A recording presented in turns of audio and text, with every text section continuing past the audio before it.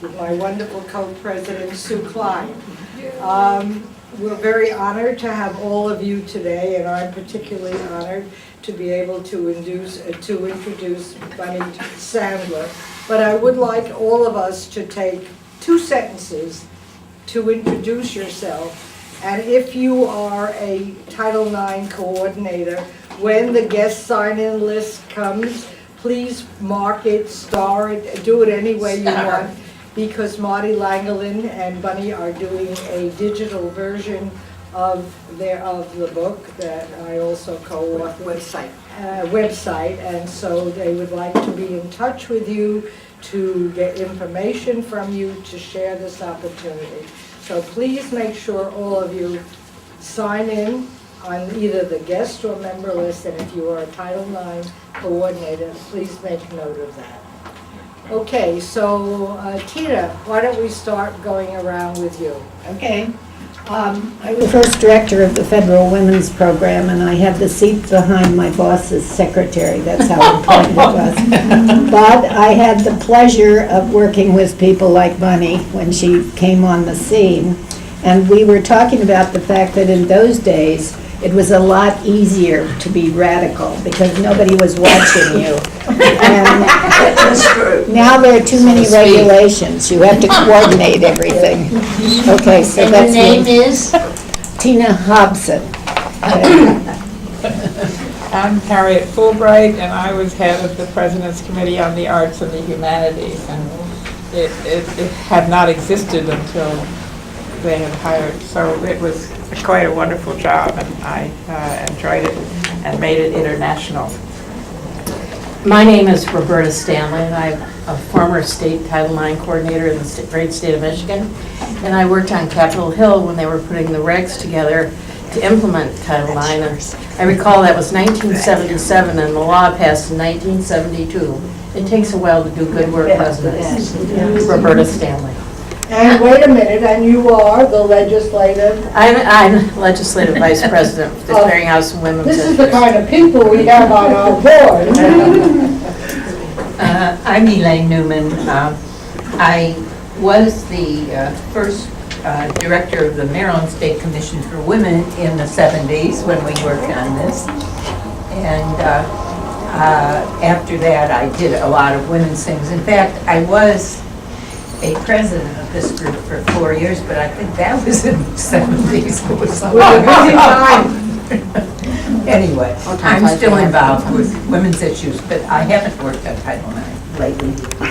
I'm Robin Stevens-Hayes, and I came to Washington in 1982 to be press secretary of the American Association of University Women, where we were involved in the tail end of well, we were still involved in Title IX back then. I remember writing a lot of mad press releases about that, and we were at the end of of the Equal Rights Amendment fight at that time, which I would love to see revived. I currently, I have my own business as doing social marketing, and so I work on a lot of health and education issues.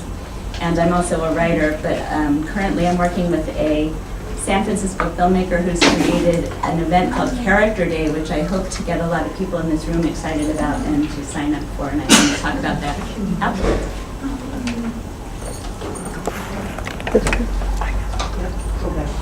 Could you introduce yourself in 2 sentences? Hi, I'm Jeanette Lim. I worked on Title IX in 1979, creating the athletics policy. I served as acting assistant secretary during several transitions, from Clinton to Bush, from Bush to Clinton. And more recently, I was DAS, Deputy Assistant Secretary of Elementary and Secondary Education, working on that iteration of the Elementary and Secondary Education Act, LBJ's poverty legislation. I'm recently retiring and enjoying myself immensely. I spent the first year going to every tennis match, including all the Grand Slams, and this year, Let's continue, please. I'm getting back into it. Sorry, I'm done. Hi, I'm John Graham with the U.S. Department of Education, senior attorney for Title IX and policy for over 20 years, and currently in the Metro office doing enforcement, still working on Title IX issues. Hi, I'm Dylan Kama. I work with the American Association of University Women. I previously worked for Senator Harry Reid with his advisor on diversity, but now I handle the Title IX portfolio at AAUW. Wow. All right. And I'm Jan Aronson, Government Relations Director for National Organization for Women, where I've been since 1996. And I have a long career in working in government at all levels, including the U.S. Senate. And I could go on a little bit longer, but I would really like to invite everybody here to our 50th anniversary conference. National Organization for Women was founded way back in 1966. And that will be here in D.C. at the Hyatt Regency Capitol Hill, June 24th through 26th. I think the lady in the Good afternoon, I'm Pamela Rios. I'm a senior policy analyst at the National Education Association, and I coordinate the women's leadership training and the women's issues responses for the organization. Hi, I'm Bonnie Gravenhofer. I'm the vice president at the National Organization for Women, and I was active in tennis when I went to the University of Illinois before Title IX, and long time after the University of Illinois women's athletics joined the trend to recognize athletes who participated prior to Title IX, and I went and was very inspired by that event and all of the changes that had happened after I was there. Thank you. Yes, please, let's continue. Hi, my name is Chelsea Yarbrough, and I'm the HBCU and Southern National Campus Organizer at the Feminist Majority Foundation. Hi, I'm Rosemary Barber. I'm a sophomore at SUNY New Paltz, and I'm interning at the Feminist Majority Foundation. My name is Kelly Music. I'm the Mid-Atlantic and Northeast organizer for the Feminist Majority Foundation. Hi everyone, my name is Kimberly Quick. I'm a policy associate and researcher at a small think tank called the Century Foundation. We're located in DC and New York, and I'm also a member of a research collaborative with the Andrew Lloyd Cooper Center and the White House on Women and Girls of Color. My name is Sherry Klein. I do some volunteer work for the Clearinghouse website, and I've most recently been studying cybersecurity.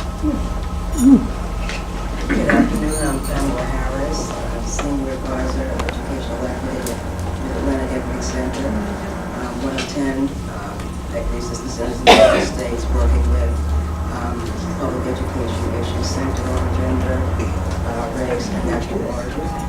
And I did serve as Title I coordinator for 15 years while I was in Prince George's County. Thank you. There are a couple over here. Hi, I'm Jules Urban-Rooney. I am the board chair of Stop Sexual Assault in Schools.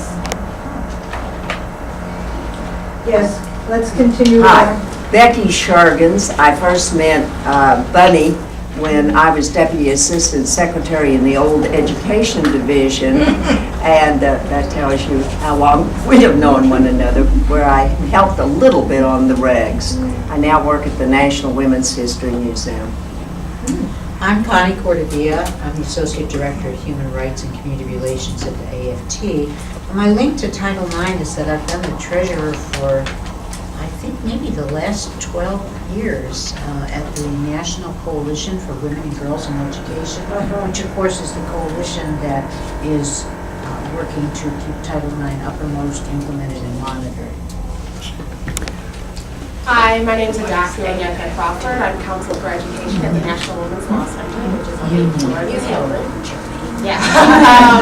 I work on issues of enforcement of Title IX as well as sexual violence and sexual harassment in schools, and also promoting educational attainment and empowerment for marginalized girls, pregnant and parenting teens, and girls in poverty.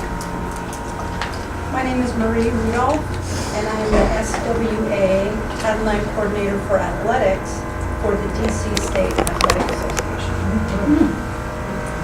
My name is Roberta Williams-Gilmore. I'm the Deputy Title IX Coordinator at George Mason University.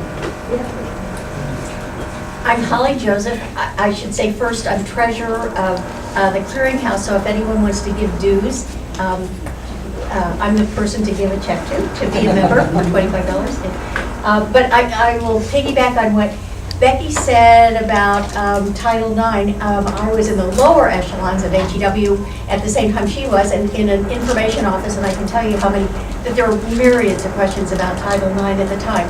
And that also, I was thinking about it, that it came during the Nixon administration, which is remembered for other things. I'm Linda Feely I'm Vice President for Membership with the Clearinghouse. There are a couple of folders going around, one for guests, and if you haven't signed it, please do keep it circulating. If you're a Title IX coordinator, make a note on there to that effect, please. I'm with Business and Professional Women of Maryland, and as Holly said, we'd be happy to accept your membership. And I do have some extra newsletters if anybody would like to have one, see me afterward. And again, if you haven't signed this sheet, please see me afterward if it doesn't reach you during the meeting. Thanks. Hi, good afternoon. My name is Jocelyn Sanders, and I'm the Title IX Coordinator at UDC. Hi, good afternoon. I'm Sterling Phillips. I'm a mediator and attorney with the Sterling Mediation Group, and I've also been interested, worked on 10 different diversity issues with American Indian Organization, the federal government. I'm also possibly doing some work with Washington Adventist University around Title IX. Yes, terrific. Make sure, please, all of you sign in if you come a little later. Hi, I'm Loretta Capriatis. I'm the videographer. Hi, everybody. I'm Sue Klein. I'm the co-president of the Clearinghouse on Women's Issues and also the Education Equity Director of the Feminist Majority Foundation. And what we do is we're going to give all of the presenters, and if there's some left, the rest of the folks who are valued participants can get a copy of the newest Ms. Magazine. Eleanor Smeal, who's the president of the Feminist Majority Foundation, is also the publisher of Ms. Magazine. But what I usually do is just pass copies around so you all can make sure that you see them. I organized this meeting and I'm very excited about it. I'll be talking a little bit later to give you a framework that I've been using.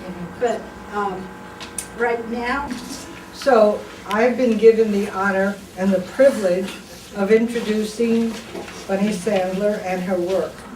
and everyone said how long they know Bunny, but I go back even before, because Bunny and I went to the same summer camp. Yes!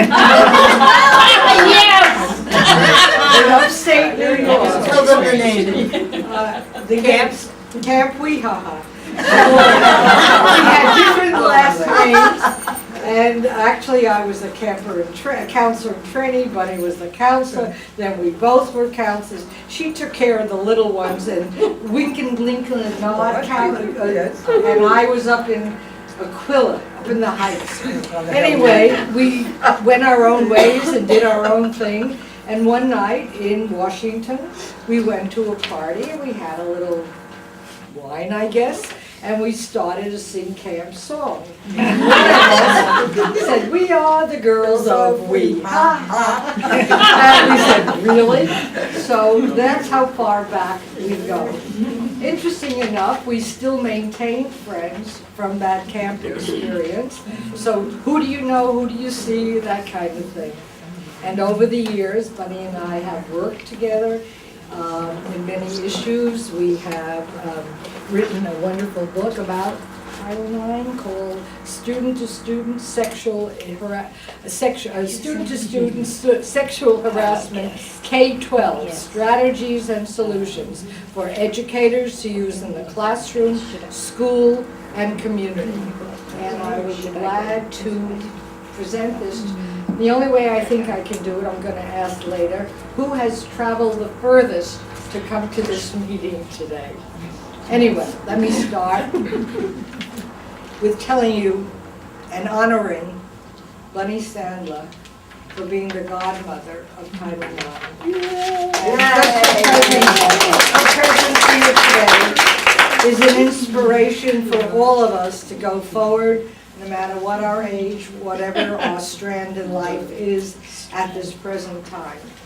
So the New York Times called Bernie Sandler the godmother of Title IX for her extensive work in the development, passage, and implementation of Title IX. Involved with Title IX longer than anyone else, her filing of sex discrimination charges against about 250 colleges in 1969 provided the data, the constituency, and the impetus of Title IX when there were no laws prohibiting sex discrimination against females in education. Among other things, she testified and helped put together the hearings that led to Title IX's passage. It was her suggestion that the regulations require a Title IX coordinator and grievance procedures. She also suggested the first Dear Colleague letter that the Title IX regulation be sent to every college president and superintendent of schools. Sandler has written extensively, including the first national reports on campus sexual harassment, peer harassment, campus gang rape, the chilly climate for women students and faculty, the status of women faculty of color, and is responsible for the first national report on sex discrimination in collegiate athletics, the latter written by Margaret Duncan. All names that we're all familiar to. Sandler is an expert in strategies and policies to prevent and respond to campus sex discrimination. She consults and provides training at campuses, has served as an expert witness, and has given over 2,500 presentations. She has 15 honorary doctorate degrees, numerous other awards, and has been inducted into the National Women's Hall of Fame, as well as the Maryland Women's Hall of Fame. So I'm going to give you a little background of how the coordinators kind of worked out. And a title as Cleveland State Law Review, which Bunny wrote. Title IX did far more than end the most of the overt practices and policies that limited women and girls' participation in the educational enterprise at all levels. Along with the women's movement, it acted like a shockwave in the educational establishment, especially with higher education. The result of this, and I'm not going to go back to what it did and how the Supreme Court's decisions acted on this in a way that they said, yes, if you are getting federal money in your school, you are responsible to see that sexual harassment stops, whether it is faculty to faculty, faculty to student, student to faculty, or peer sexual harassment. The Supreme Court, in each of their decisions, deciding on the fact that sexual harassment by civil law and by this legislation is to be prohibited or brought to the courts. In one case, the case was of a child, it's called the Davis case, where the money came from the school, they did not do anything. They were asked to do by parents, by other people. Nothing was done in this really abusive sexual, peer-to-peer sexual harassment. And it went to as far as the Supreme Court. And the Supreme Court honored the woman's the sexual harassment as a deviation, and they could sue the school for not protecting this child. As a result of the increased awareness, women became a new advocacy group. It's sort of like, you know, this is the one thing led to another. So that in this room of about 30 people, we have continuing advocates today when this was done in 1975. It's an amazing feat, and the energy here is phenomenal. As a result of the increased awareness, women became a new advocacy group. Title IX gave hope and courage to women to organize for change, to gather data, and to fight against sex discrimination. They organized on and off campus. They organized statewide. They organized nationally in new organizations and also in committees and caucuses of existing organizations. Clearinghouse on Women's Issues is an element of that kind of thing where we provide an education to everyone who comes, and then we say our mission is to take the people who have this education and turn it not only into an advocacy platform, but as well into an action platform. We need to act on what we believe in. So from education to advocacy to action. And that's what Title IX coordinators do and what citizens do. Most but all of the overt policies, programs, and practices that excluded girls and women or treated them different were abolished. The number of women in undergraduate and graduate programs increased and continue to do so. We began to get equity pay, not all over, but on colleges particularly, or in hospitals, teaching institutions. There was at least $20,000 different from the same level of pay. And Title IX and other kinds of legislation led to back pay to supplement what these women had been denied. Most changes occurred not just because there was a law or because someone filed a charge or a lawsuit. Most of the changes occurred because women's parents, a group of women, and some men of goodwill began to recognize that a particular policy or practice was unfair and unlegal. Title IX increased the confidence and self-esteem and ambitions of millions of women and girls. It is sort of like the bridge of STEM education, where science, technology, engineering, and math become areas that women know they can find employment, that they are capable of that learning, and go out into the workforce with knowing that there is equity pay. All for the beginning in 1979 for Bunny Sanders starting the Discrimination Act.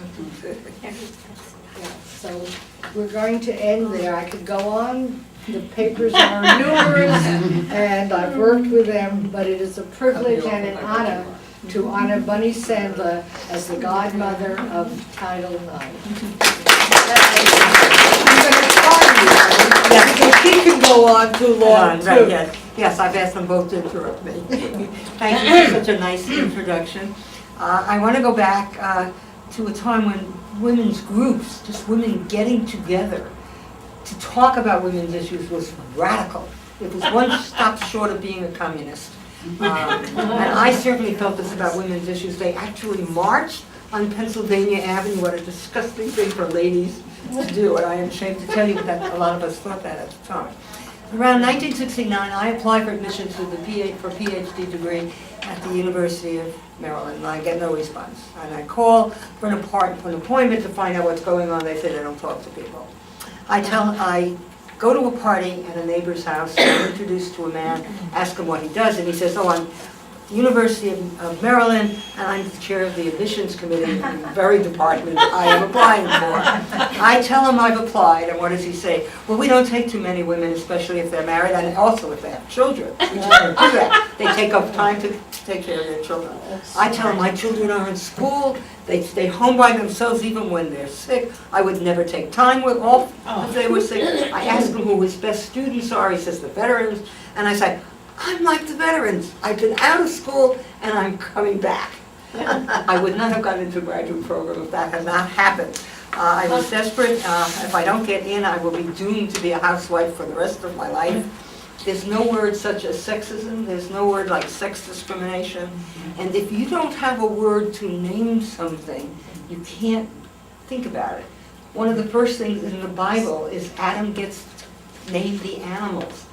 And I never understood why that was important until I got involved in women's issues. You can't generalize about something if you don't have a name for it. The department I am in is very sexist. I'm in the psychology department, but the word sexism hasn't been invented yet. But I turn up my courage and I actually go to the department chair and I make my case to be admitted to school. And so he admits me because I met him at a party and he makes an exception. There are 8 women and 24 men. There is no word for sex discrimination. It's very hard to think of something when you don't have a word for it. You see this in the Bible when as Adam names things. No word for sexism, and I don't want to talk to my advisor. I've never talked to him except when he asked me, but this is very different. I screw up my courage. My husband says, you need to do this. And I meet with him fearful and very anxious. And I asked for some feedback. Why didn't I get this fellowship? What did I do wrong? And he said, what do I need to do next to apply again? And he said, nothing to do with you at all. Your qualifications are great, but Gary is married. I'm like, naive, and I say, I'm also married. And he points out that husbands support their wives and so forth. And I tell him, I tell my husband, and he's very, very supportive on issues, but I really believe I shouldn't have spoken up. And he names the behavior, my husband, and he calls it sex discrimination. I had seen women's livers. I mean, these were crazy women. They marched for their rights. And I was certainly not like that. I was a lady. I really wanted to be ladylike. I cannot believe I'm saying this. That was where I was. So at some point I say, you know, this must be wrong. I know there are a lot of black people who are making a lot of noise about race discrimination. I occasionally read about this in the paper. I better read up what they're doing. Maybe this thing called sex discrimination. It's a new word. So I read up on it and I learn it is illegal for women who are employed to be discriminated against. That's Title VII of the Civil Rights Act. And there's a footnote. Academics read footnotes, and it says there's an exemption from Title VI of the Civil Rights Act and Title VII. Federal institutions that have educational activity, in their educational activities are exempt, which means go ahead and limit the number of women who come. I want to tell you about the University of Virginia, which in the 70s, admitted several hundred men and not one woman in the graduate program. It was just awful, and there was no knowledge about it. You really had to dig to find these examples. Sex discrimination was illegal, but it was only illegal for employers. It was not illegal in schools. There was an exemption from Title VI, and for Title VII for education. So there's not much you can do. Well, I'm an academic, and I'm also the kind of person, when something goes wrong, now I go to the web, but there was no web, but I start to read up, and I know that African Americans have been really having demonstrations. I haven't followed them very much, but they're having demonstrations about this thing called civil rights, so I begin to say, well, if they're doing this, maybe women should follow their example. This is really where I'm coming from. And I start to read up on what they've done. Oops, Title VII of the Civil Rights Act covers employment discrimination. Educational institutions are exempted. Title VI, which covers federally funded programs, race discrimination, national origin discrimination, prohibited with an exemption for sex discrimination. 2 more minutes. Yeah. So I read up on this, give me 3. I read up on this and I find Always there is bargaining. one place, there's an executive order issued by presidents during World War II, starting and consistently amended, and it says no discrimination in federally funded activities and contracts, like federal contract where they're an educational institution. I make that connection, educational institutions have contracts. I actually screw up my coverage and call someone in the federal government. My knees are shaking when he invites me to meet with him, and he says the executive order does not have an exemption, everything else does. The executive order that covers federal contracts doesn't exempt women's issues, and you need to file a complaint, and I'll write the complaint for you, but you need to sign it. Find an organization you can put your name with, and a title. I get the title of Chair of the Action Committee for Contract Compliance. I am the whole committee. He tells me to send copies to every member of the Congress. I've never done anything. I mean, I've barely gone to PTA meetings. So this is all new and very exciting. And the Executive Order 11246, which covers federal contracts, was amended to cover colleges with federal contracts, and I filed charges.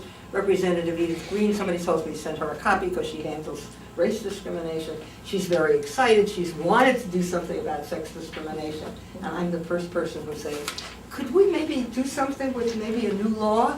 You know, it turns out to be Title IX, it's the new law. So I used an executive order which documented it, and then she went ahead and Title IX was introduced. I not only testified, but I put the hearings together, and I cannot tell you, being a little Jewish girl from Flatbush, New York, to be working for the Hill, the United States House of Representatives, and for a congresswoman, I was absolutely floored. I mean, I was very nervous about the job, but fortunately I did well. In any event, Title IX was enacted. I held the hearings together, and so I will close with this. And it's what I used to say was the new mood of women, but it's not new anymore. But I was saying because of historical reasons. And they shall beat their pots and pans into printing presses, and weave their cloth into protest banners. Nations, neither shall they really weep together anymore. For what I am doing is organizing women, for what women are doing is organizing women. They are fighting for sex discrimination, and the campus and the nation and the world will never again be the same. Thank you.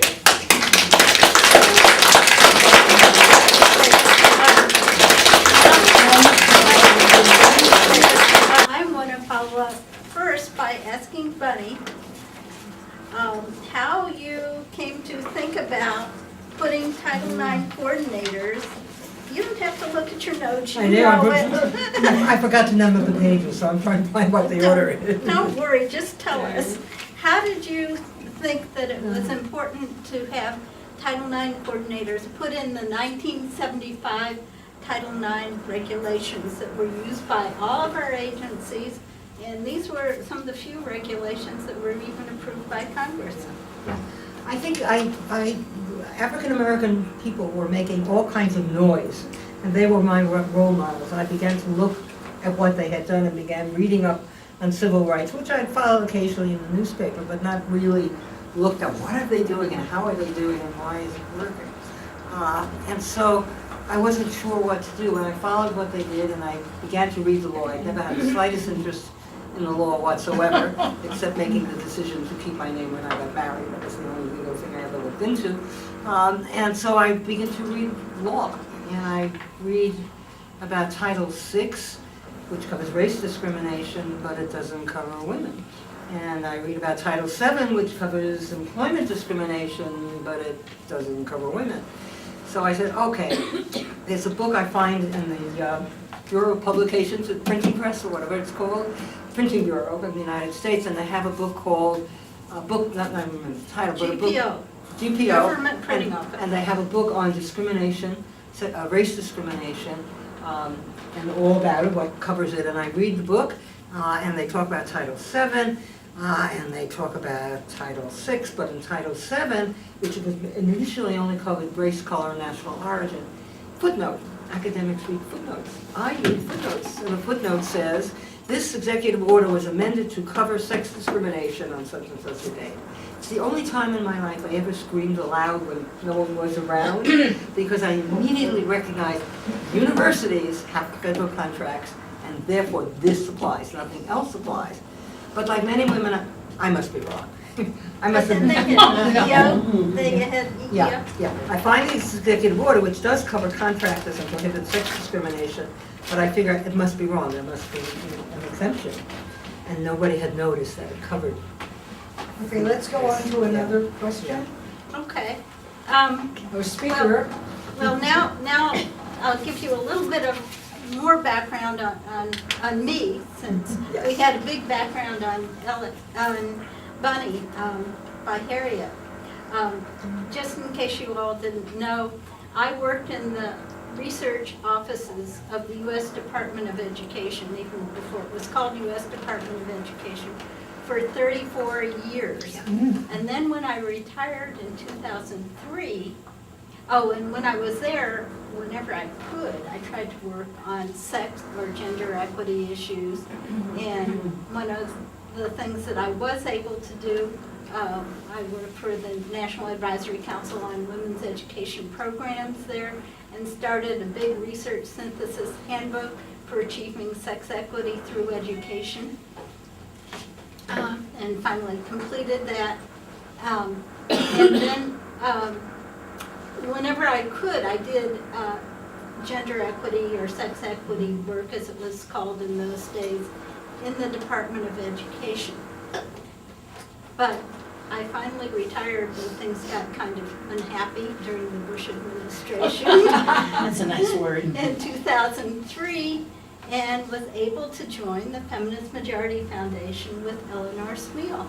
And she needed an education expert, and I said, well, what I'd really like to do in education is there's this great provision in the Title IX regs for Title IX coordinators, people who can educate folks about Title IX and their rights in all kinds of educational institutions that receive federal financial assistance.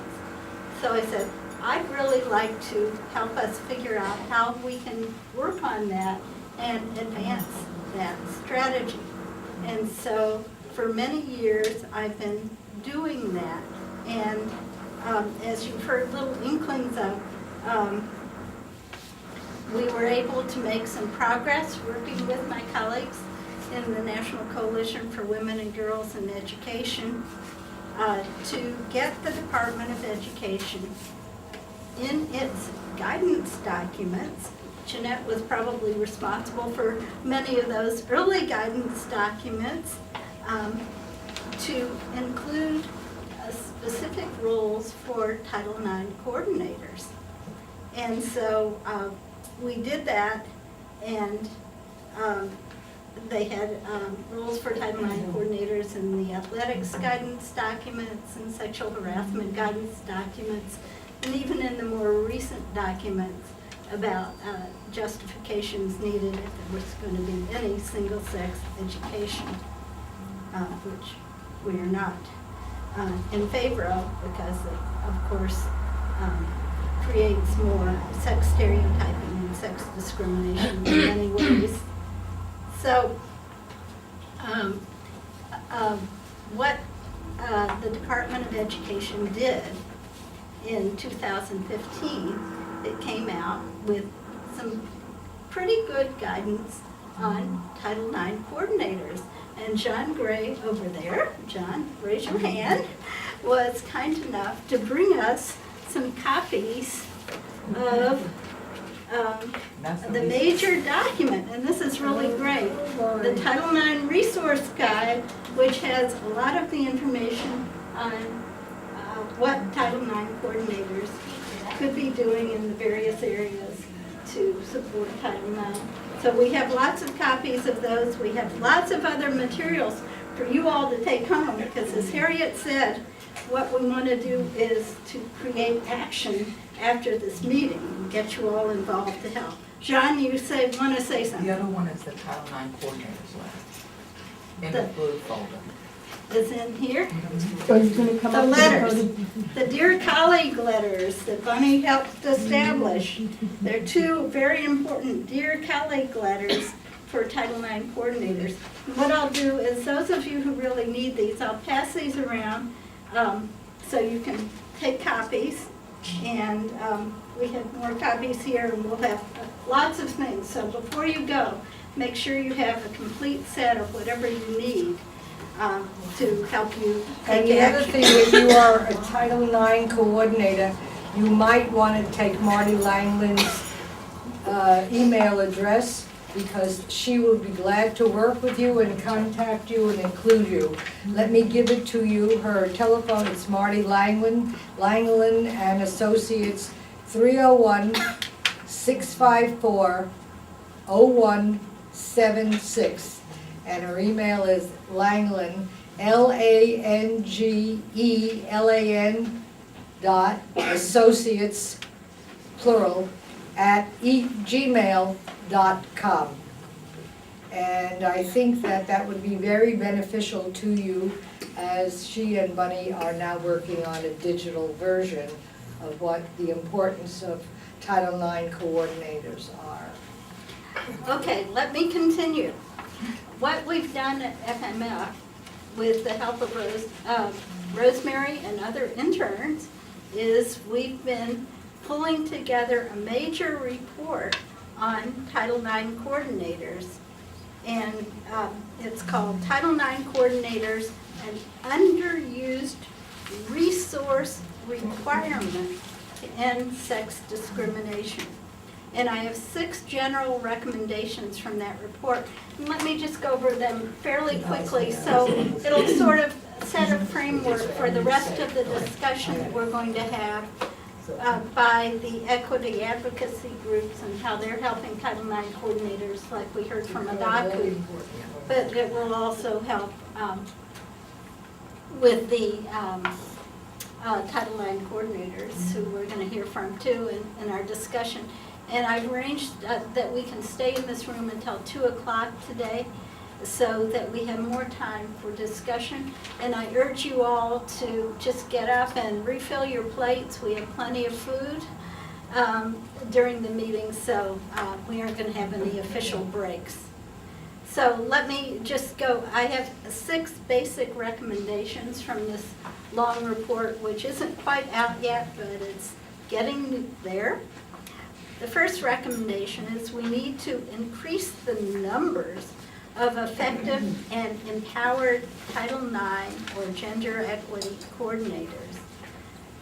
It's possible that the U.S. should have over 100,000 Title IX coordinators. And wouldn't it be wonderful if we had those people who were really out there fighting and leading the effort and being our watchdogs for ending sex discrimination at all levels, from the state education agencies, where we have a list of Title IX coordinators, to local school districts, and even in many schools, so that there's a person there who's responsible for making sure that there's no sex discrimination in their school.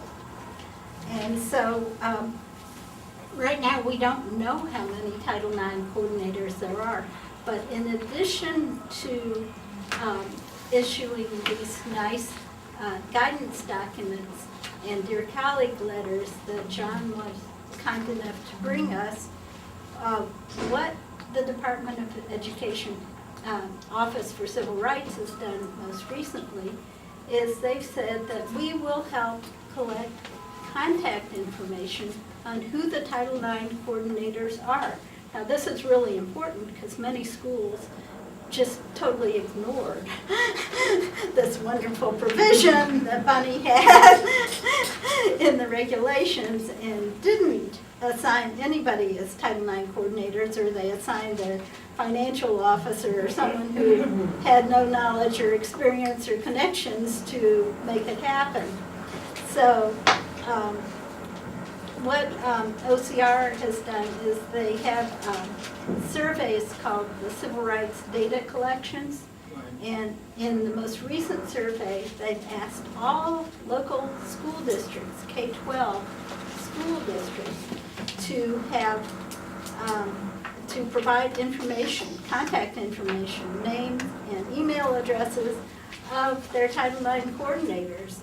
So eventually we'll have that, and they also have promised that their Office of Post-Secondary Education would also provide information on Title IX coordinators in post-secondary institutions as well,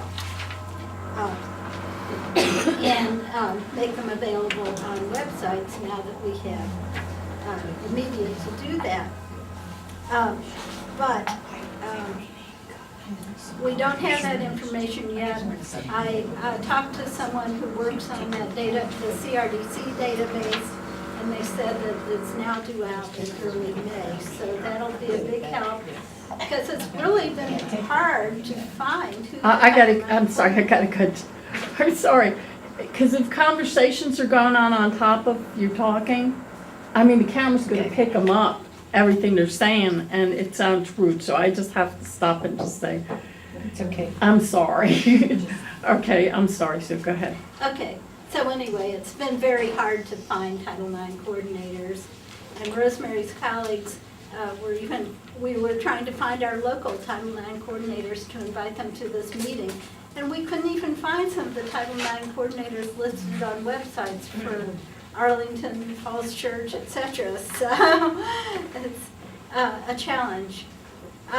Anyway, that's recommendation 1, is to try to identify Title IX coordinators, and you'll hear how AAUW is doing this already. So, recommendation 2 is to provide easily accessible web information on all the Title IX coordinators and on their Title IX compliance activities, listing grievance procedures and other things. So if you go to your local school district, you should be easily able to find the Title IX coordinator. And that's actually one of the provisions in the new guidance from the Department of Education on Title IX coordinators. Recommendation 3 is to provide administrative policy and training support for Title IX coordinators so that they will be effective individually or as a team in identifying and ending sex discrimination across the full spectrum of Title IX responsibilities, from athletics to sexual assault to STEM education, everything else. If we had a team of Title IX coordinators who were working together to do this, or an individual with a broad responsibility for doing this, this would be a big help. The 4th recommendation, and this is one that was not mentioned in the Title IX coordinator guidance from the Department of Education, but we hope is a new contribution that everybody can really be aware of and participate in. And that's to create viable infrastructures at the state, local, and national levels of vertical and horizontal networks of Title IX coordinators. Now, what do I mean by that? Well, vertical networks from a government perspective would be from the federal level. Is there a Title IX office to help people? We used to have the Women's Educational Equity Act program, things like that, to really help in addition to what the Office for Civil Rights is doing. And then at the state level, the vertical would be the state Title IX coordinators. Are they in touch with their school district and college Title IX coordinators? Sometimes they are, sometimes they aren't. Are the school district Title IX coordinators in touch with their local school Title IX coordinators? Sometimes they are, sometimes they aren't, but often there aren't any local school Title IX coordinators. The guidance that the department issued is sort of good in this area because they talk about having Title IX coordinators in the schools, but they don't clearly say that probably what they're mainly talking about is the schools that they have in mind are colleges and universities.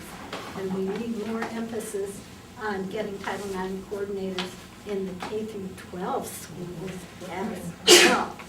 So that's sort of the vertical part of the infrastructure that needs to be developed. And of course the communications go from top down and bottom up. Now for the horizontal linkages and part of the network, that's even more exciting. First of all, we want Title IX coordinators to meet with each other and communicate with each other. And to help that, we have developed a list of all of the Title IX coordinators we've identified so far in this DC, Virginia, Maryland area. And we have copies of that list to give to all of you. And it's just an initial list, so it needs a great deal of expansion. But we're hoping that this would be, you know, one of the first meetings where different Title IX coordinators could meet each other. So we're glad that you came, and we'll be hearing from you. Also, that's one type of horizontal communication. Other types of horizontal communication are, we're hoping that the Title IX coordinators, as they're working in various areas, like in the area of sexual assault, will be working with experts in the academia and in advocacy groups on integrating and learning from and using resources that are been produced by these expert organizations. There are lots of organizations in STEM and athletics that Title IX coordinators can use, plus other organizations such as members of the National Coalition for Women and Girls, who have a broad range of expertise often in many gender equity issues and can support them. So there's lots of different linkages, and also with parents and stakeholders, horizontal linkages, horizontal linkages with other people who are working on equity issues in their schools from other civil rights perspectives, race, national origin, special ed, individuals working on rights for disability. So there are lots of linkages that the Title IX coordinators can have and create and use to help us build a viable, effective, empowering infrastructure for Title IX coordinators.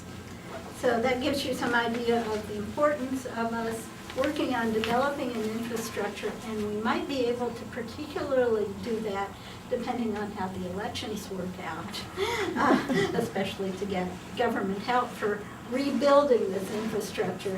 In past years, we've done a lot more at the federal level to help with Title IX and Title IX resources and coordination than has happened in recent years. So here's our opportunity to try to envision it, design it, and get it to happen, which is a good possibility if we have a good Democratic administration that's very much supportive of gender equity rights. So another recommendation is to use a variety of effective strategies to increase our national commitment to end sex discrimination and take advantage of Title IX and its coordinators and allies. These strategies will focus on Title IX related funding from the federal government and maybe from state governments, accountability, enforcement, research, development of best practices, sharing of best practices, training, collaboration, and of course, public information. And the final recommendation is to develop a campaign led by equity advocacy groups, that's what our next panel is about, to become highly effective national resources to advance gender equity both in and through education. And so now I'd like to introduce our next panel of folks. We already heard from Adaku from the National Women's Law Center to tell us about how members of the National Coalition for Women and Girls in Education are equity advocates sort of leading this campaign to help empower our Title IX coordinators that are on the legislation but that have been long neglected. And Dylan, would you come up and give us some information? Unfortunately, I have to leave soon. So my name is Sean Gray. I'm with the U.S. Department of Education, Office for Civil Rights. I work with the District of Columbia Enforcement Office, and everyone around has already received the Title IX Coordinators Letter that we issued in April of 2015. But I also want to let you know that we also have copies of the Title IX Resource Guide, which is sort of a nice cheat sheet to all the different aspects of Title IX discrimination that our office enforces, such as athletics, discipline, pregnancy, sex-based harassment, single-sex education, etc. So if you want to pick up a copy before you leave, and I also have additional cards for those that weren't able to get one that we have. If I may add a footnote to this fine woman, when I worked for the state of Michigan as a Title IX coordinator, and I couldn't get a superintendent's or a school board's attention on something, the office in Cleveland, which is the equivalent of your office here, had the ability to cut off all their federal money. Now that's 10% of the funds, but it's targeted funds, and school districts need that because they've all been suffering economic difficulty. Well, that got their attention. And I want to thank you because the tenacity and the fine legal work of your office and those offices throughout the country made all the difference in the world, backing me up and giving me some consultation as I did my job. Thank you so much. And that's why one of the reasons I distributed my card. If you've got any concerns, that we can help you with, just let me know, and I'll make sure that you get to the right person that can assist you.